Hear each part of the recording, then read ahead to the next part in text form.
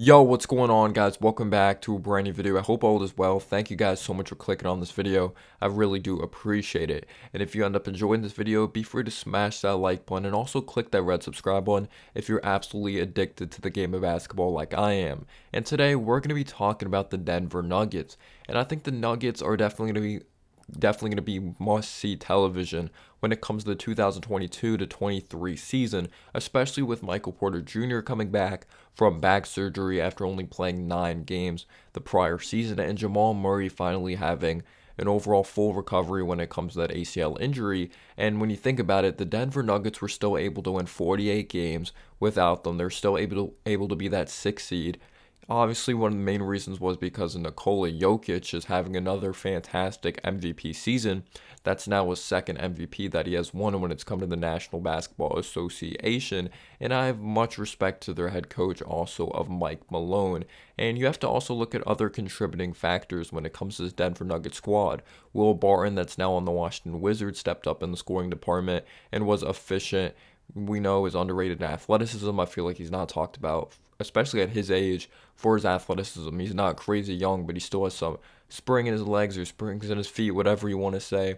And then also Monte Morris was pretty productive for the Denver Nuggets as well. Aaron Gordon, still a kind of new acquisition. It's not even going to be his third full season because when he went on to be traded or when he went on to be acquired by the Denver Nuggets, he didn't fully play out that whole season because the season was going on when he went on to be acquired by the Nuggets. He played his first full season with the Nuggets last year.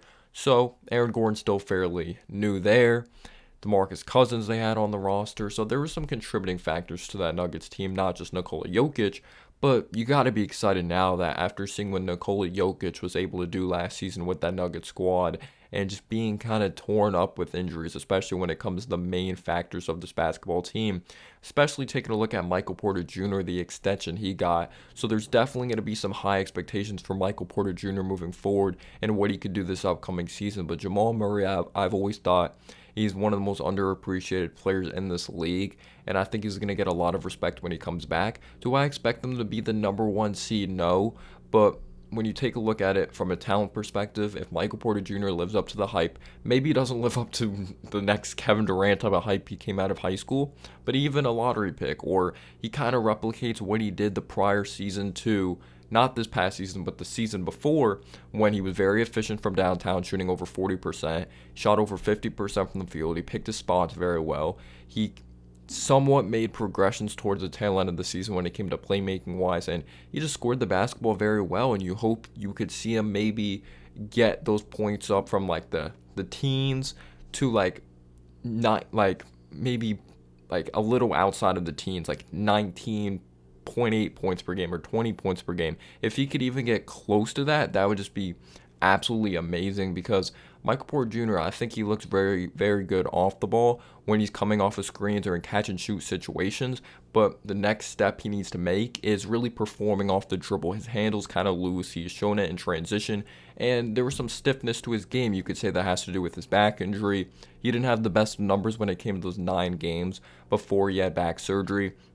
He was shooting just horrific from downtown. He was shooting just awful when it came to the overall field, and his basketball IQ wasn't the greatest. His shot selection wasn't the greatest, even though you could say his shot selection kind of hasn't been consistently the best throughout his career because he really just relies upon his height, his high release that he can get a shot off against any type of personnel, but sometimes in transition, he settles for a 3 or very early in the shot clock, he'll settle for a long 2 or a jumper from the outside. So if Michael Porter Jr.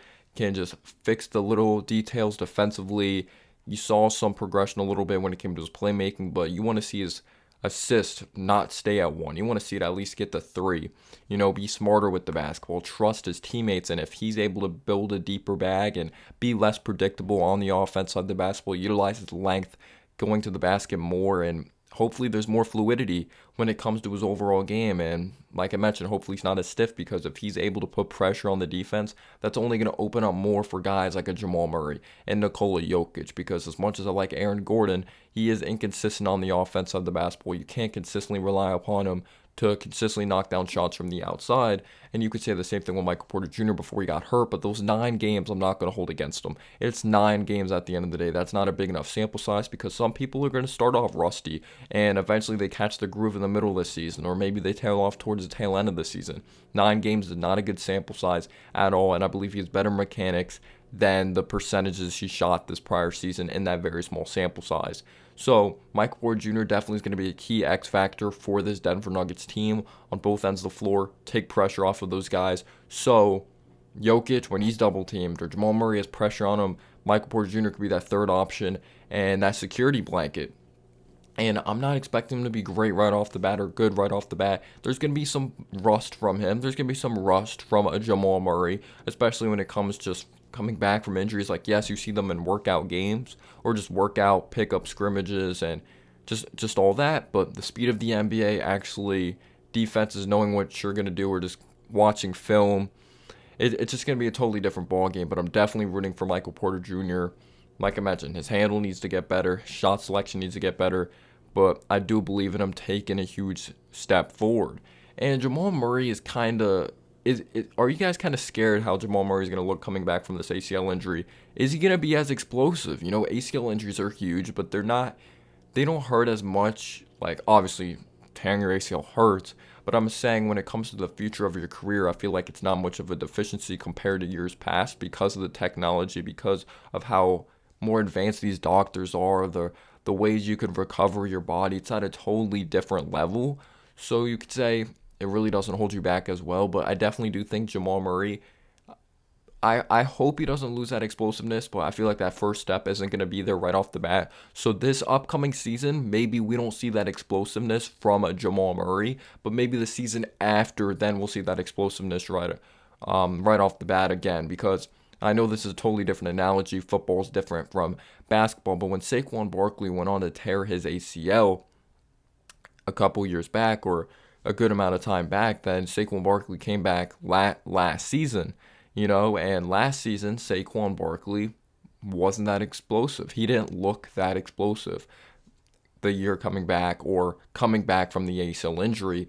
But then you see this season, like, it took him a season to gain that explosiveness back.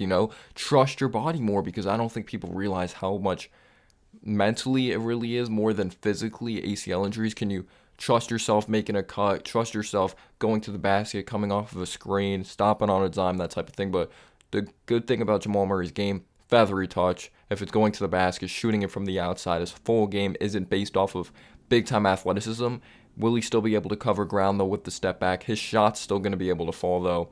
And I just hope Jamal Murray has a good season. He's continuing to progress when it comes to getting his teammates involved. But when it comes to certain defensive assignments, will he be able to keep up with certain shifty guys, personnel-wise? Is there going to have to be some switches involved on the defense side of the basketball? But I'm very excited if everything breaks right. Jamal Murray, the rust, maybe it's a shaky first 20 games, but then eventually he's going to be back adjusted to the speed and physicality of the NBA. Same thing with Michael Porter Jr. It's going to help out a guy of Nikola Jokic, MVP, it's just going to help him out so much. And what seed do you think the Nuggets are going to be? Let me know down below in the comment section. But talking about Aaron Gordon brings you some solid defensive versatility. I'm not saying he's like a top 5 defender in the league, but I do think he's an underrated defender. He brings strength, he brings physicality with his ability to defend multiple positions, especially outside on the perimeter. And I really like what he's capable of doing. Yes, he didn't even average a block. He averaged like 0.7 blocks, 0.8 blocks. And you look at Jokic, he averaged like 0.8, 0.9. And I feel like there needs to be more explosive plays on the defense side of the basketball, personally, to really get this team energized and lead to offense more, because there's not someone on this team that averages like 2 blocks per game. And possibly DeAndre Jordan, if I'm thinking at the top of my head, maybe he averaged like 1 block per game or barely. But I didn't like that they got DeAndre Jordan as their backup center. I literally would have liked to see them bring back DeMarcus Cousins compared to DeAndre Jordan. Some people might hate DeMarcus Cousins, how he settles for too many threes at times, or he starts settling for jumpers this late in his career. And yes, he's not the same as the Sacramento Kings days, DeMarcus Cousins, but DeAndre Jordan, the effort isn't there, especially when it comes to boxing out. He's a terrible free throw shooter. He doesn't bring you any spacing out there. I don't think he's a good defender. At this point of his career, I was really surprised he went on to be picked up by the Denver Nuggets. But two guys I'm really excited to see for the Denver Nuggets, and I think they're going to bring you very solid defense. One's going to give you good defense. One's going to give you solid defense, and one's a Swiss Army knife type of player. Bruce Brown signing with the Denver Nuggets is going to be huge for them because Bruce Brown brings you versatility. He could play multiple positions. He's an underrated passer. He's a versatile defender. He's not the tallest in the world, but I think of a mini Draymond Green. He has very good leverage. He just knows where someone likes to go out there on the floor. He understands what player, like certain personnel's hot spots, where they're not so great at, and he does a really good job boxing out. He's a very solid athlete, and I'm excited to see what Bruce Brown's going to bring to this Denver Nuggets squad. He's going to bring leadership. He's going to bring good defensive versatility, and he was one of the best players when it came to that Boston Celtics series.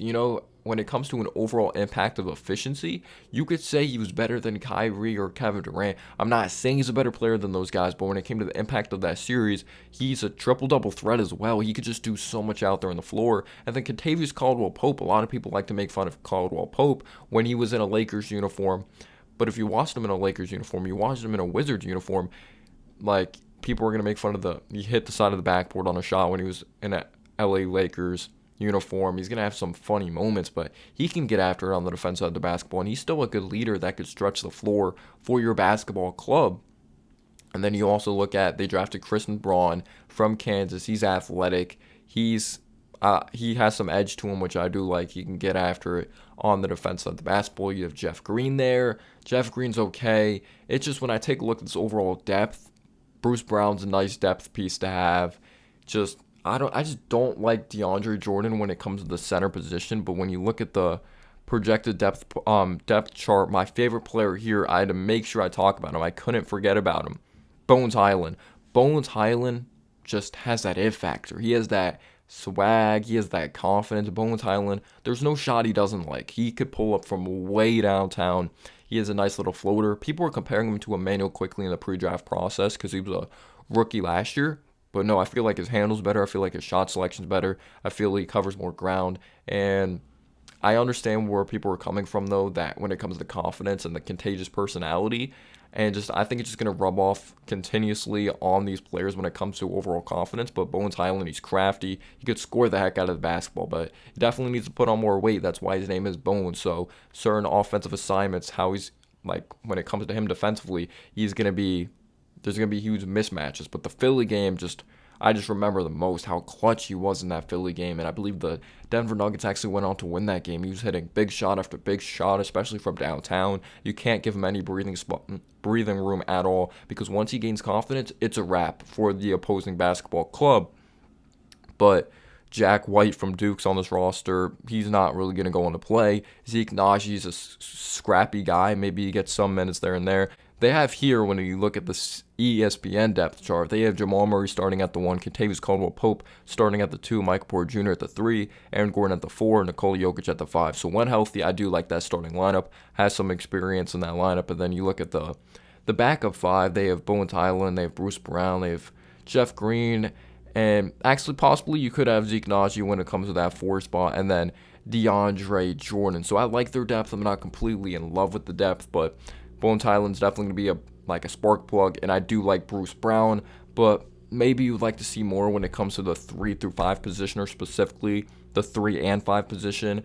Jeff Green, he's an unpredictable player. He's going to have good games. He's going to have bad games, starting to be the later part of his career. And then DeAndre Jordan hopefully just shows more effort in a Denver Nuggets uniform. But what are you expecting from this Nuggets squad? I think they're going to be very fun to watch. Let me know down below your thoughts. Peace out, y'all.